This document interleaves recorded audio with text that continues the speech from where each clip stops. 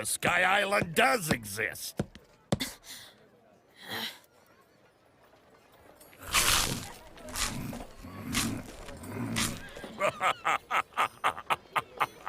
That place really does make a killer cherry pie. Got something you want to say? Now what could you possibly be angry about? Your two friends won that fight without even throwing a punch.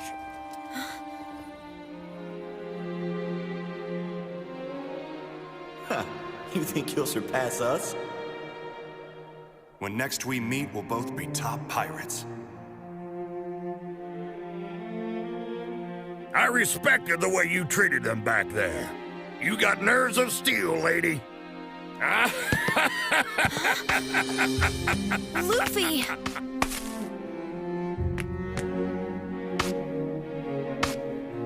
This new era they keep rambling on and on about is a load of crap. The era when pirates dream of treasure will come to an end? Yeah, right! What are you talking about?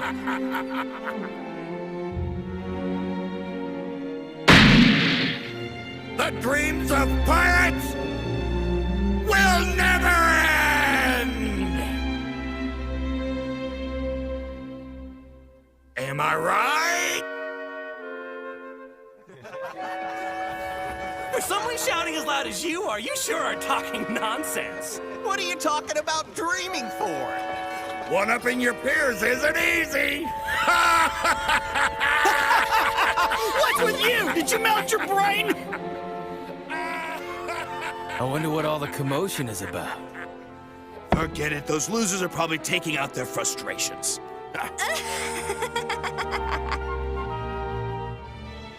They can laugh at us all they want.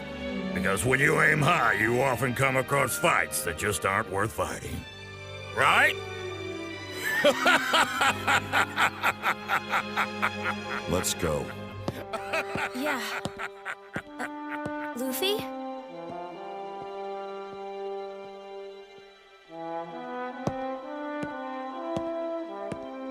Luffy? Oh, it looks like I interrupted you. Are you in a hurry, kid? One more thing. I hope you find your way to Sky Island.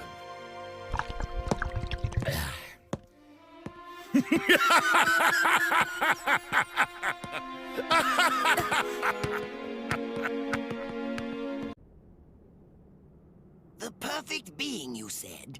Well, I have to tell you the honest truth as I see it. In this world, nothing perfect exists. It may be a cliché, after all, but it's the way things are. That's precisely why ordinary men pursue the concept of perfection. It's infatuation. But ultimately, I have to ask myself, what is the true meaning of being perfect? And the answer I came up with was nothing. Not one thing. The truth of the matter is, I despise perfection. If something is truly perfect, that's it. The bottom line becomes, there is no room for imagination. No space for intelligence, or ability, or improvement. Do you understand?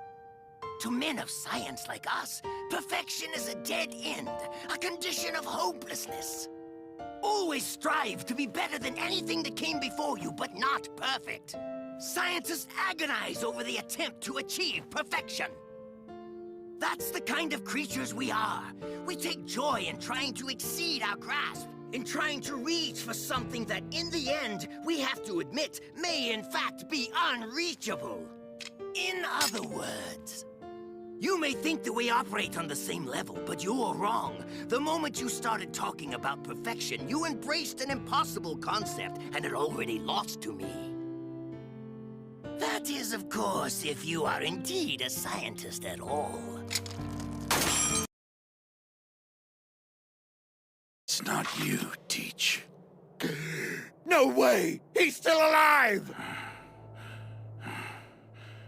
The man that Gold D. Roger was waiting for.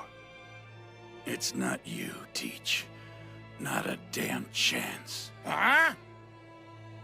Just as there are people out there who inherited Roger's will. Soon enough, someone will carry on in Ace's name as well. You may try to destroy their spirit, but you will never extinguish their flame. So it has been, and so it shall continue to be from now till the very end of time. And one day in the future, when we're all dead and gone, someone will arise carrying generations upon generations of our history on his shoulders. And he'll throw down the gauntlet in front of the entire world. Sengoku, you and the government know what's coming. A war that will embroil the seas far and wide. That's why you're so afraid, though nothing you do will stop it. I've no interest in it myself. But someday that treasure will turn this world upside down. You know what I'm talking about. And I'm sure that someone will find it. Whether you like it or not, that day will come soon.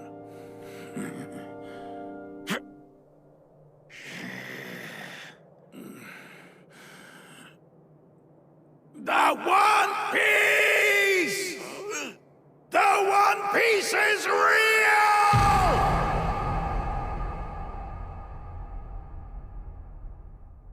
There's no point standing around. We'll only be showered by more boulders. Ready your horses on the double! Be honest. Are all of us riding to our deaths? Yes, we are. And since we're dying anyway, you're saying that it's better if we at least die fighting? I am. But wait, if we'll die anyway, then who cares what we do? We could just disobey your orders, and it wouldn't mean a thing, would it? Yes, you're precisely right. Everything that you thought had meaning, every hope, dream, or moment of happiness, none of it matters as you lie bleeding out on the battlefield. None of it changes what a speeding rock does to a body. We all die. But does that mean our lives are meaningless? Does that mean that there was no point in our being born? Would you say that of our slain comrades? What about their lives? Were they meaningless? They were not! Their memory serves as an example to us all! The courageous fallen, the anguished fallen. Their lives have meaning because we, the living, refuse to forget them. And as we ride to certain death, we trust our successors to do the same for us. Because my soldiers do not buckle or yield when faced with the cruelty of this world. My soldiers push forward. My soldiers scream out. My soldiers rage!